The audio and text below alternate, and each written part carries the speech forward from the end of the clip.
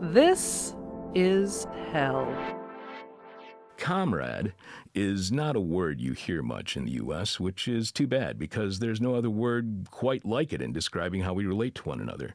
Here to tell us what's so great about Comrade and how thinking of each other as comrades can be liberating, political philosopher Jodi Dean returns to This Is Hell to talk about her new book, Comrade, an essay on political belonging. Welcome back to This Is Hell, Jodi.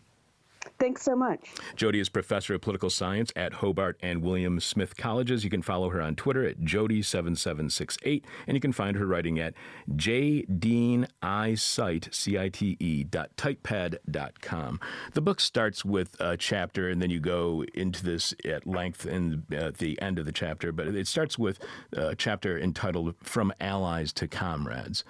Why is it necessary to go from being allies to comrades? What are comrades that allies are not? One of the weird things about the term allies, which is so popular on the left right now, is how it actually has a lot of connotations of small sovereign states coming into an agreement with each other for collective defense, but they're really doing it just for their own interest, right? They're sovereign states trying to secure their own borders via an alliance with other sovereign states. Like the only reason they're allied is out of their own self-interest.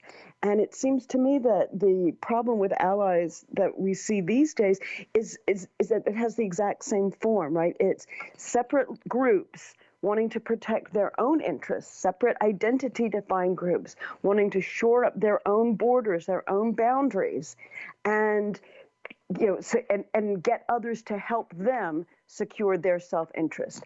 Comrade is a really different kind of relation. What it says is that we're on the same side. We are bound together on the same side, fighting for a common goal, fighting for a common vision, fighting for a common set of fighting for a common horizon. So comrades make people equal and the same, and they're the same because they're on the same side. And allies really emphasizes the separateness, the separate identity, the separate interest of the people who have come together. You write that allies are privileged people who want to do something about oppression. Why do you believe allies are privileged people? How do they reveal themselves? When they choose to be allies, how do they reveal themselves as privileged people? So this is basically, when I talk about allies as privileged people, what I'm doing is describing the discussion within the general world of allyship, right? Because if you look online, there are all these different articles where people are saying how to be a good ally, how to practice allyship, what is it to be an ally. There's little courses, like courses in teaching people to be good allies. These are distributed on college campuses and among some activist groups. And there's all this instruction. If you want to be an ally, what do you have to do? And what underlies the vision of allyship in these kind of instruction manuals or these instruction articles or websites is the supposition that, oh, you want to be an ally? That means that you're a privileged person who's coming in there to try to help out. Say if you're a man wanting to go help out women by being an ally, you're a white person wanting to help out black people by being their ally. So it assumes this kind of separateness, and it really is assuming that the ally who's coming in is someone who's not oppressed, but really privileged. And so you get things like instructions like, okay, you want to be an ally, don't ask oppressed people about their oppression. Go do your homework, do it on your own, figure that out, and then you can come in and be an ally. But basically, go work on yourself first. It just throws me for a loop. When I read that in your book, because as a person who does radio, an interviewer on a show where we strive to learn as much as possible from people far smarter than the people who work on the show, this sounds stupid. I talk to people all the time off the air asking for their perspective, still interviewing because I want to learn. Why don't allies want to ask those they're allied with about their experience that the allies have not witnessed or understood? Wouldn't that be enlightening to allies? One would think so. On the other hand, if we read this kind of sympathetically, like it does get tiring. So, let's say I'll just speak for a second as a woman. As a woman, if a guy comes up and wants to say something like, well, how can I be, better to women? I just feel like, what kind of moron are you, right? Like, why, like, don't rape. I mean, this shouldn't be so hard. So there's a way that instruction comes out of real exhaustion and frustration, and it's important to recognize that. At the same time, it's also a limit in the politics of allyship, because it's not like there's, say, a common set of readings where someone could say, okay, here's what you need to do, because there's a lot of disagreement.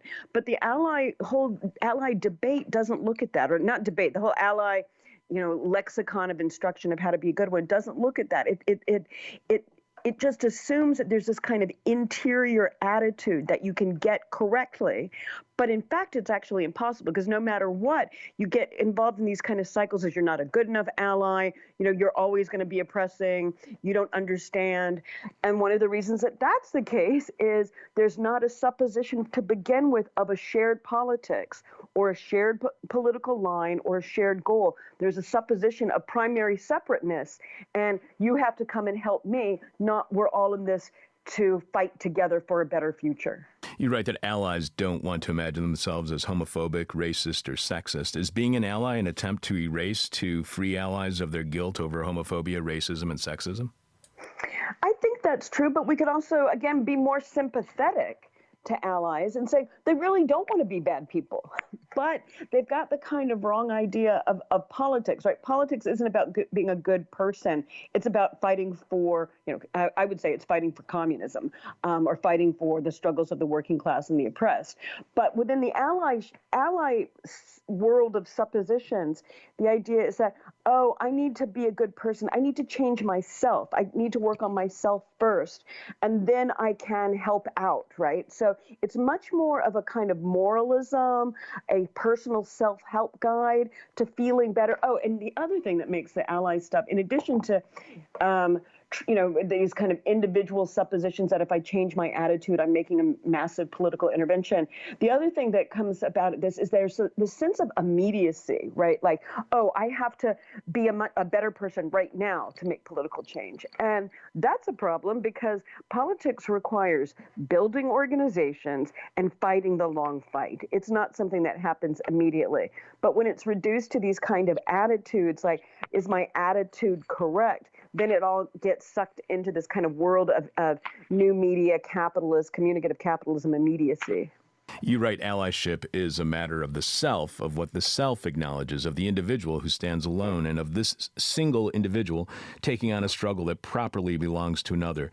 It's as if struggles were possessions, artifacts that individuals take on over and into themselves, all while being urged to see these acquisitions as something to which they, as the ally, have no right. At the same time, exactly what the struggle is, what the politics is, remains opaque, unstated, and a matter of the individual's feeling, attitude, or comfort level. Is allyship then about standing up for the marginalized while avoiding any systemic criticism of capitalism? Does it place every event allies stand up for in a vacuum? And what happens when these are treated as singular events and not the symptoms of something larger? Oh, that's a great question and comment. What you really see is this way where politics is reduced to standing up, right? Like rather than actually organizing and fighting back. So first you don't build anything. You just take a kind of moral stand, like an attitude. It's almost like a vision of politics reduced to liking something or sharing it, or like I will nod my head in understanding when I'm in a public meeting. But what you don't see is a sense of, okay, how are these repeated problems connected? What makes them part of a struggle, and what is the actual goal? So you don't get any kind of systemic analysis. And in fact, you're almost pushed against providing that, because that will be the property, or it will be owned by whatever group is that you are attempting to ally with, rather than it being part of a shared political view that where we're on the same side. We have the shared analysis, and now we're fighting for a common vision. You write that if we recognize that the attachment to individual identity is the form of our political incapacity, we can acquire new capacities for action, the collective capacities of those on the same side of a struggle. We can become more than allies who are concerned with defending our own individual identity and lecturing others on what they must do to aid us in this defense. We can become comrades struggling together to change the world. You then mention how you agree with the late Mark Fisher's crucial reminder, quote, "We need to learn or relearn how to build comradeship and solidarity instead of doing capital's work for it by condemning and abusing each other." Does allyship then not challenge capitalism but actually expand it through identity? I think what it does is it prevents us from addressing it. I'm not sure I want to say expand it, except for the fact that anything that fails to confront and address and attack capitalism by necessity ends up expanding it. I also want to say, like, about Mark Fisher, my the very first time I wrote anything about comrades or comradeship was on a now defunct website, the North Star, and Mark had written this piece that became really influential called "Exiting the Vampire Castle," and it was about Russell Brand and about the ways that a lot of particularly feminists in England were attacking Russell Brand's, really strong class-conscious message because he used some gendered terms when he was talking in a colloquial way. And this really, and Mark took them to task for that. And then he got slaughtered on Twitter. It was awful. And I really don't think he ever recovered from the kinds of intense attacks from people ostensibly like they should have been on the same side, right? Mark was trying to bring out this important working class perspective, and that it was also, of course, an anti-sexist and anti-racist perspective. And people were instead doing this vocabulary policing, and it was awful. And so the first thing I wrote about comrades and comradeship was, in solidarity with Mark on this front, because the thing about comradeship, and also throughout if you really look at the history of the communist parties, they were always committed and they often failed, but they were committed to a politics that was against bigotry, against sexism, against racism. And they had a different vocabulary for that. It'd be against male chauvinism or against white chauvinism. That's part of the U.S. vocabulary. They were against forms of national oppression. And in trying to work on a broad alliance of oppressed peoples. And that has gotten lost. And that's what comradeship lets us start to see again, is how there's the different kinds of oppression are, like when we struggle against oppression, we're struggling against all of them. You write that in Romance languages, comrade first appears in the 16th century to designate one who shares a room with another. Etymologically, comrade derives from camera, the Latin word for room, chamber, and vault. The technical connotation of vault indexes a generic function, the structure that produces a particular space and holds it open. Sharing a room, sharing a space generates a closeness and intensity of feeling and expectation of solidarity that differentiates those on one side from those on the other. Comradeship is a political relation of supported cover, and you emphasize the comrade as a generic figure for the political relation between those on the same side of a political struggle. Comrades are those who tie themselves together instrumentally for a common purpose. If we want to win, and we have to win, we must act together. Acting together, standing together, what is the impact on one's own individuality when they are a comrade? So look at it, let's think about it like this. Like, comrades are on the same side, and they're not looking at each other, right? They're looking outward at the goals that they have. And so when you think about comradeship, then from the perspective of individuality, what you're thinking about is how are you joining with others to pursue the political goal that you all have. Now, that can be a great individual feeling, but it can also be a kind of crappy individual feeling, in that you often have to put aside what your immediate individual emotional or ego need might be in the interest of the common fight that you're engaged in, right? But that's why you've engaged in the common fight. That's why you're on the same political side, is not for yourself, right? But for the sake of this goal that you have, and right now you collectively. And I think that's one of the things that actually the influence of freaking 40 years of neoliberalism on the left, we've forgotten this, right? That we've forgotten the fact that a fight, a political struggle, means that you've got to be in a sort of instrumental relations with one another, where you all say, okay, we're going to do this for the sake of the fight, right? We're not in this just for, it's not, it's not like you engage in politics for your own ego needs or just for fun or to hang out with your friends. You're doing it because it's a fight that matters. And so you've got to be willing to put aside like what you want that day and for the sake of the fight. So is that a fulfillment of individuality, or is that a repression of individuality? Or maybe the thinking of individuality is the wrong focus. That is a fantastic answer. Jody, this is why I love having you on the show. You write, comrades are those you can count on. You share enough of a common ideology, enough of a commitment to common principles and goals to do more than one-off actions. Together, you can fight the long fight. But how difficult is it to find that common ground, to have those goals that we share in common? Because I've heard people say as strong of words as, there is no common interest, there is no public interest. So how difficult is it to find those common goals, and what are the common goals we should share? Oh, I love that question. I agree that there's not a public interest, right? Particularly in the United States right now, we're in a state of civil war. And this civil war is like the superficial manifestation of the underlying class war. So if there's not a public interest, and the idea of comradeship is in fact not a public notion, it's not an idea of like citizenship or we're all in this. I argue that Comrade says anyone can be a comrade, but not everyone, right? Nazis are not our comrades. And so we shouldn't think in these liberal bourgeois terms of utter inclusion of all different views. No, comradeship is a relation between people on the same political side.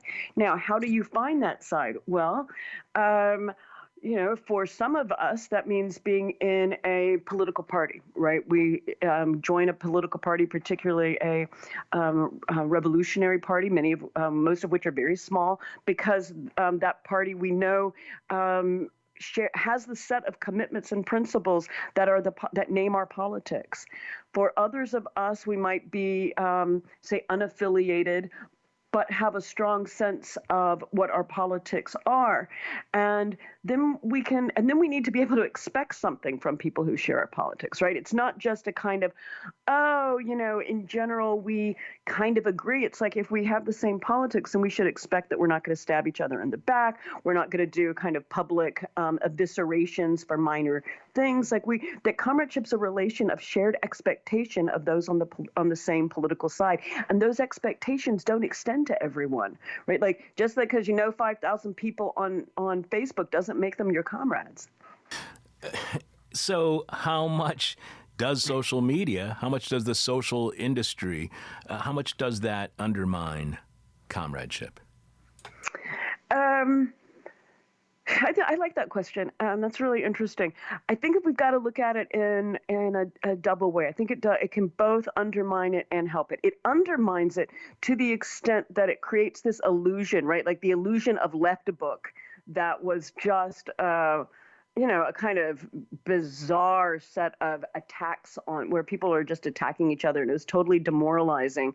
And then you've got, all sorts of bizarre kinds of Twitter wars where people ostensibly you would think should be on the same political side are not, and engage in really vicious behavior that prevents the development of a really strong, united, forceful revolutionary left.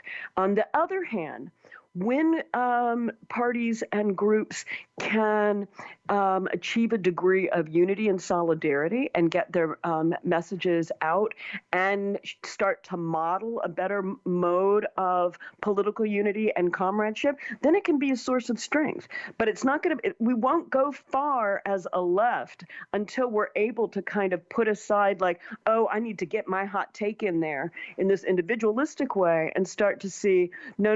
What really matters is the pushing the message that we share. Like, for example, I loved what you said in the right before that I came on. You were saying all this great stuff about what if the mainstream media had been covering all these other things besides stupid Russiagate. I mean, that was great. That was a really important statement, and that's what people on the left should be encouraging one another to do: is push these other stories, these other issues that we know are the ones that matter. You write, as comrades, our actions are voluntary, but they are not always of our own choosing. Comrades have to be able to count on each other, even when we don't like each other and even when we disagree. How can we disagree? How can we not like each other and still be comrades? So comradeship's not the same thing as friendship, right? I can have friends who are not my comrades and comrades who are not my friends. So, for example, if I have a disagreement with someone who's also in, who's also in one of my groups, right, who's also a comrade, that doesn't mean I can just like not show up the next day for the action or not do the things that I had committed to in preparation for the action, right? I still have to do it. I still have to go to the meeting, I don't know, whatever, write the press release, make the banners, show up for the events, even when I don't like someone, right? I have to have the discussions that are necessary for getting the job done. And we've gotten to this kind of strange world of the left where people assume that politics is about being good friends with people and having rewarding personal relationships, rather than recognizing that the rewarding part comes in the fact of the shared commitment will get the actions accomplished, right? That's where the feeling of fulfillment comes in. It's like, wow, we worked past this, these personal disagreements, like not worked through them. We just worked past them by doing the work that had to be done. And frankly, there's so much work that has to be done given the climate crisis and the crazy amount of inequality that we really don't have time for just worrying about these individual kinds of fulfillment. We have to do the work. We are speaking with political philosopher Jodi Dean, who is returning to This Is Hell to talk about her new book, Comrade, an essay on political belonging. You write, we do what needs to be done because we owe it to our comrades. Why do we owe it to our comrades? What do our comrades, even the ones who disagree with us, do for us that leads us to owe them? It's not what they do for us. It's what we all do together for the sake of our political goal. Right. It's not any kind of personal owing something. Yeah, it's not a personal owing of someone something.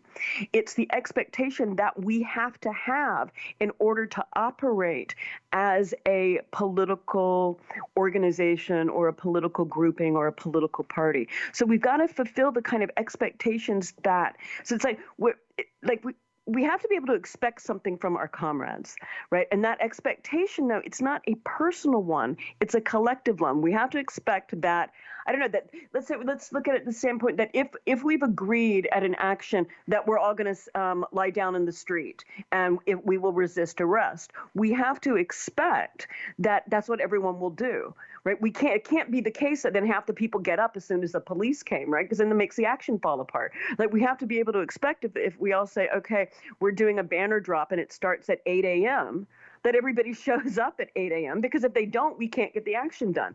So what is owed is owed to the collective, to the group, to the let's say the party, in order to get the work done. I mean, that's the only reason people come together politically, is to get the work done. I mean, it's the only reason that matters, right? So again, it's what we have to get away from thinking about politics in these personal ways and think about them as comrades, which means people who are on the same political side. Can people in the U.S. or anywhere simply lead lives as comrades under the current political economic system like we have here in the U.S.? Can we lead a life as a comrade even though we are still living under capitalism? Sure, if you join a revolutionary communist party. I mean, even a not-so-revolutionary Communist Party, a socialist party, like in DSA, they say comrades. They understand themselves as comrades. I mean, what I'm describing and trying to get people to think about with this book, Comrade, is the difference between political work and politics, political struggle, and all these other ways that we are in the world. Like, it's not the same. Being a comrade is not the same as being a citizen. It's not the same thing as being a friend. It's not the same thing as being kin with somebody, right? Or being it's not the same thing as being in the same ethnic group, because people in the same ethnic groups disagree politically. It's not the same thing as being neighbors or living in the same location, right? Being comrades is being on the same political side. And so this requires a set of political commitments. Like, one of the things I somewhere early in the book, I use a long quote from Angela Davis's autobiography, where she talks about when she chose to join the Communist Party. And she was just like, tired of one-off actions, tired of there not being enough of a sense of shared commitment and to pursue an ongoing struggle, right? She really saw the need for more organization in her political life. And that's what joining a party did, because once you join, right, particularly a party in the socialist and communist tradition, the way the party gets capacity is through the commitments of comrades, right? Through our ability to not just do what we want on a given afternoon, but if we've made a plan, that we will fulfill it. You explain how the comrade also functions as an ego ideal, the perspective that party members and often fellow travelers take toward themselves. This perspective is the effect of belonging on the same side as it works back on those who have committed themselves to common struggle. The comrade is a symbolic as well as an imaginary figure, and it is the symbolic dimension of ego ideal that you focus on in your work. What is the impact of ego on being a comrade? Is our ego in conflict with, at odds with being a comrade? So the passage that you read, it has a lot of kind of psychoanalytic and Lacanian jargon in it, where the ego, the ideal ego that I say that it's the comrade is not, is basically how we imagine ourselves. The ego, as you're describing it, is more like that, like how we imagine ourselves. The symbolic or ego ideal version, the symbolic version of the ego is how we imagine other people looking at us, or how, it's the set of suppositions that we have of who we're doing it for, or who sees us when we do something. So this is why, a group of people together form a kind of ego ideal for the people in that group. You can call it group shared expectations. That these shared expectations you start to feel even if nobody says anything about it. Let me give you an example. Like, something that I find that's kind of weird is sometimes now when I talk to different people, particularly when I'm doing invited lectures and stuff, is that people who might be just sort of good-hearted progressives start wanting to talk to me about the far left things that they've been doing, just out of the blue, oh, I did this, or I care about, not I care, but here's what I've done with my union, or here's this, or I know about this union thing. And they start to really wanting to show how left they are, even though I might have just asked about a movie or something. And what I start to feel is oh, they see me as part of this larger communist ego ideal, that they are now seeing themselves in from that perspective, right? They from the perspective of this communist party, or this idealized or fantasized communist party, they think, oh, I want to measure up to that. Again, that's another example of the way that there's this kind of effect of groups, or effect of a shared sensibility that in Lacanian jargon we call the symbolic, and then we talk about as the ego ideal. This can have effects on how people see themselves and how they carry out action. Does that make sense? Yeah, it does. It also sounds weird. It's like the person is making the consumer choice to be a communist or to be a comrade. It just doesn't. It sounds so odd to me that somebody would ask you, or try to impress onto you how lefty they've been acting. That just sounds so weird. Go ahead. It does sound weird, but I don't think I don't mean it critically. I mean it kind of diagnostically, and that it is weird that they would do that. I'm not judging them. No, it sounds darling. It's so sweet of you. You're right. You're right. My thinking about the comrade as a generic figure for those on the same side flows out of my work on communism as the horizon of left politics and my work on the party as the political form necessary for this politics. What happens to left politics when its horizon is not communism? It completely falls apart and doesn't know what it is. I mean, just to be really, really blunt about it, instead you get all sorts of small measures that can never get at the structural core of why we are a utterly unequal, oppressed, repressive society that is sending the planet, on to basically the verge of extinction. Right? You can't if communism is not a person's political horizon, they actually can't address any of the problems that are facing the world right now. The right doesn't seem to have any problem with having fascism as their horizon. Why does the left seem to have such a problem with having communism as their horizon? Yeah, because basically, I would say because of systematic 70 years of really systematic anti-communism, right? This is a repercussion of class war. It's the United States was viciously anti-communist, not just during the McCarthy era, right? But this was a pinnacle, a primary principle of U.S. politics for, the vast majority of the 20th century. And since the defeat of the Soviet Union, what we've seen throughout former Eastern Europe is the rise of authoritarian regimes. You've seen, and what weirdly you see in these different authoritarian regimes and in Brazil and in the United States is people still arguing against communism. You still see a very fierce anti-communism. And I think that it's a fierce anti-communism because they recognize that communism is the horizon of politics, right? Fascism has always been a parasitic capitalist response to try to stop workers from rising up and workers from uniting and from splitting the working class and around forms of nationalism. So I think that the right does this because of it's the commitment to capitalism, right? And I think we do best if we start to recognize the right as a capitalist right.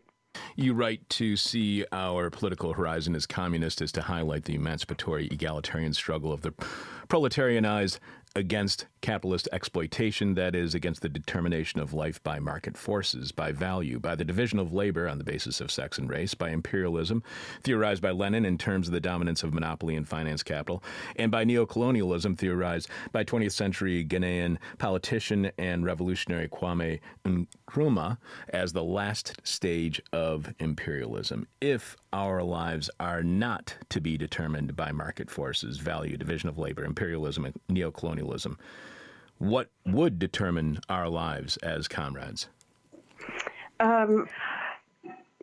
Communism, right? I mean, we have to have a massive struggle of the proletarianized against the capitalist system. We have to do that for the sake of the climate, for the sake of environmental justice, and the ending of this kind of horrible forms of environmental oppression and racism that are also part of blocking action on climate change. I mean, I think that the only way forward is through a revolutionary working class struggle where we understand working class in a really broad way. And I actually think that we've got elements of that. I think that we're starting to see more. We've seen exciting strikes now, I guess starting last week, and then this week another new one. We see, and I'm thinking of the GM workers, and then was it Chicago teachers?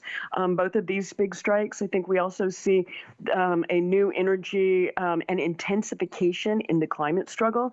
So I think that that we, even in amidst of all of the kind of horrors that are the present, or I guess that's why you're called This Is Hell, that we also see increasing fight back, and that's really exciting. And the nurses' strike as well. Is communism happening? Oh, nurses' strike, yeah. Is communism then happening because a global response is needed to our global challenges like climate change and the impact of globalization and capitalism and nationalism. Just they don't offer those global responses despite what international institutions like the UN may promise. Is communism happening because it is a global response and liberalism is not a global response? I think that's a great point. Yeah, I would agree with that. I would also say, so I would agree with that on international grounds, right? That the liberalism that we have is not sufficiently internationalist. What you have instead is the only internationalism is the internationalism of capital. And we have the communist sensibility or communist aspect of the movement is an internationalism. Let's just say an internationalism of the people and an internationalism of workers and the oppressed. But I think we should also say that part of the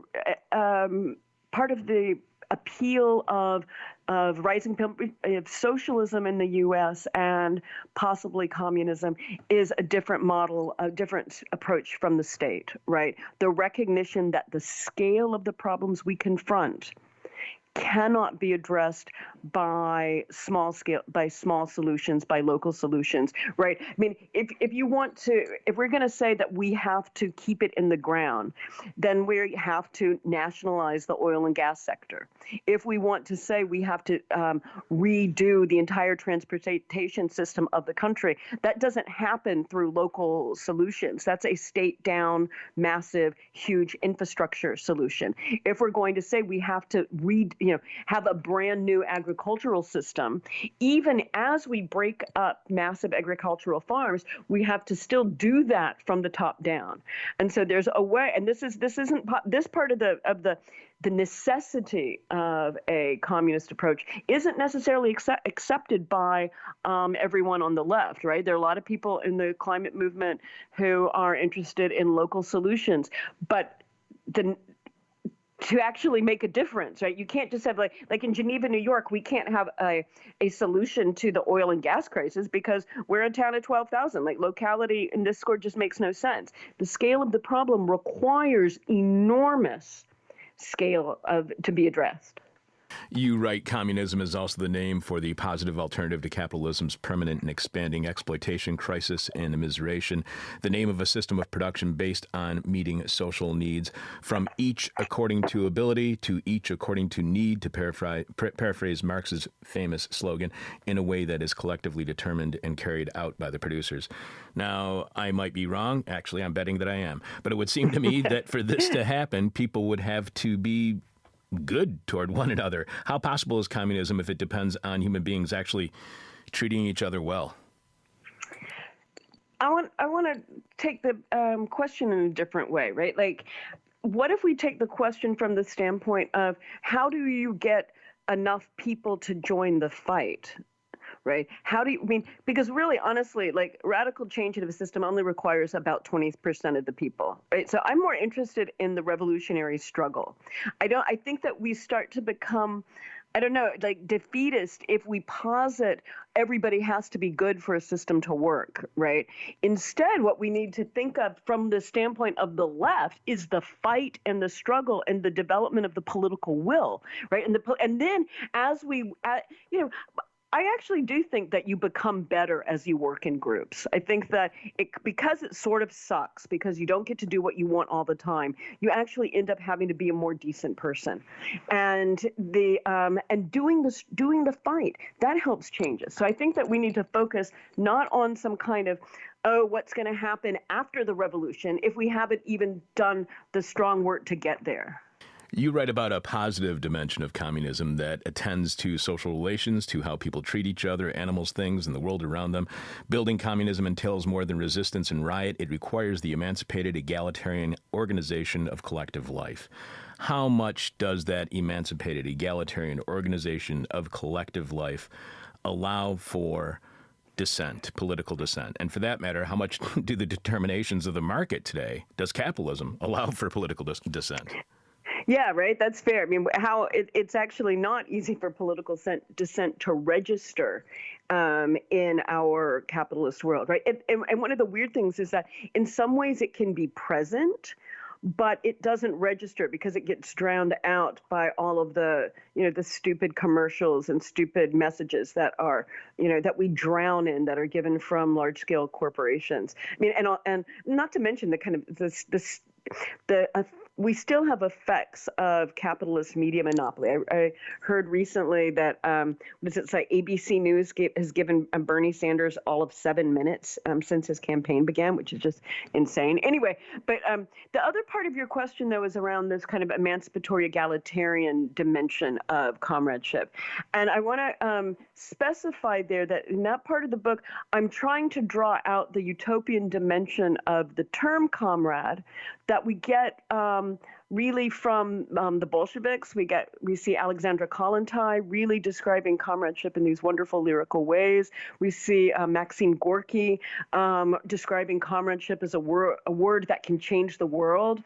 Actually, not a Bolshevik, but a good communist. Frantz Fanon addresses people as comrades when he's trying to inspire them to change the world and move forward in a radical way. So the term has this utopian dimension that's really, really crucial to it, right? Because it recognizes that, yes, we aspire to a free and equal world. We aspire to when we address one another as comrades, we are aspiring to treat one another in an egalitarian way, like something that's that's better than respect, right? That's got all the goodies of respect, but more, but like really an egalitarian way. And so we aspire to that, but in real life, of course, we won't live up to it, but we still have this ego ideal of comradeship that lets us know, oh, I didn't treat you the way I should, but that we're comrades means I will try to do better, right? And you didn't treat me the way you should or whatever, but there's the aspirational and utopian dimension of that. And again, that's for the fighters in the struggle. I mean, as this expands, that would be great, but I'm not going to try to give a view that the whole world is a world of comrades. You used a word in your response, and that word is utopian, and It's a word that is often used in a dismissive way. When somebody says, I'd like to have universal health care or free education, they'll say that's a utopian idea, as if it should be dismissed, as if it's something that is impossible to attain. What does it say to you about our politics and our society today when utopian is a word of derision? It says that capitalism has tried to squash our dreams and hopes and wants to convince us that this is the best we can do. And that's ridiculous. You write about the concerns that communist philosophers have had in the past about political parties. The rejection of the party as a form for left politics you see as a mistake. Why do so many communist philosophers reject the party as a form of left politics? What do they fear in the party that you do not?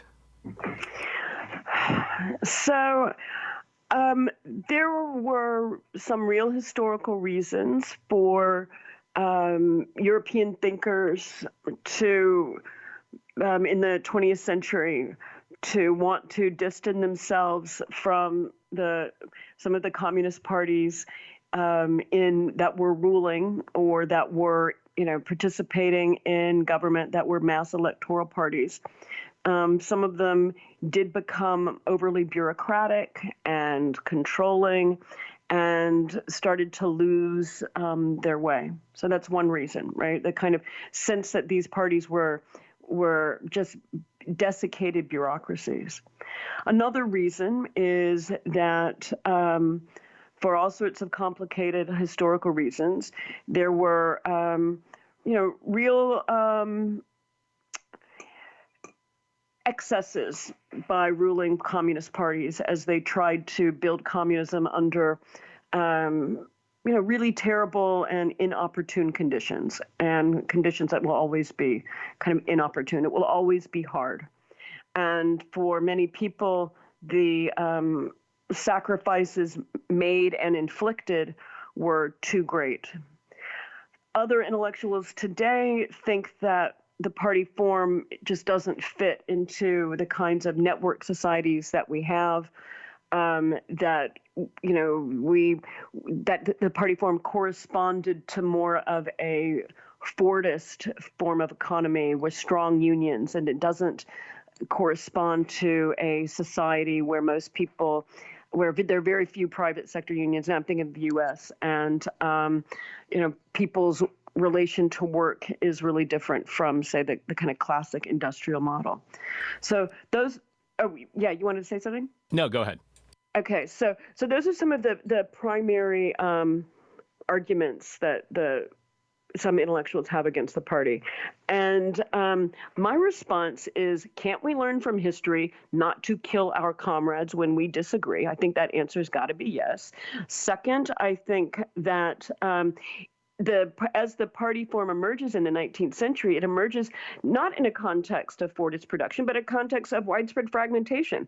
That's where we are, context of widespread fragmentation. So why not rebuild? I mean, the party was a form that introduced there to try to bring, basically to try to intensify and politicize working class struggle, to try to give it more of a political form.